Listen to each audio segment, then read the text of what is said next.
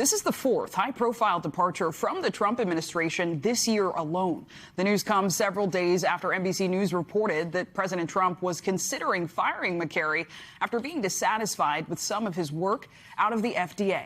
Joining us now, health and medical reporter Berkeley Lovelace Jr. So, Berkeley, to start, walk us through what happened here. What do we know about when Makary will depart? Yeah, so we know as of today that Makary is out of the job. Right now, it's unclear whether he was fired or was asked to resign. But we do know frustration with Makary and with the FDA had been building in recent months. So last week, we reported that President Donald Trump was considering firing Makary because he was frustrated with his performance. Makary had also not released a promised safety review of the abortion pill mifepristone, which is something he told Republicans he would do during his first term. He was also faced some pushback from the FDA and people within the FDA for rejection of rare disease drugs.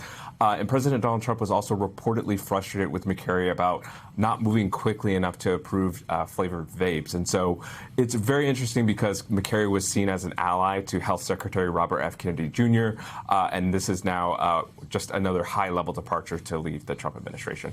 Yeah, and Berkeley, to clarify, you're saying it's still not clear whether or not he resigned or was fired. But what we do know is that Makary was a pretty vocal proponent of the Trump administration's health policies here. He did a lot of press. So have we heard from the president or the White House yet about who will lead and step in at the FDA?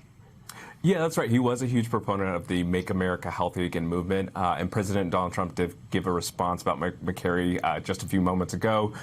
He said, quote, that Makary is a great doctor and he was having some difficulty, but he's going to go on and going to do well. We don't know yet who will replace Makary, but Politico and some other outlets are reporting that the FDA's Deputy Commissioner, Kyle DeMontes, will lead the agency in an acting capacity.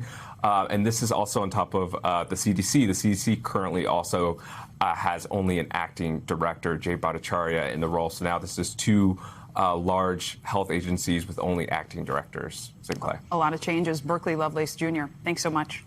We thank you for watching. And remember, stay updated on breaking news and top stories on the NBC News app or watch live on our YouTube channel.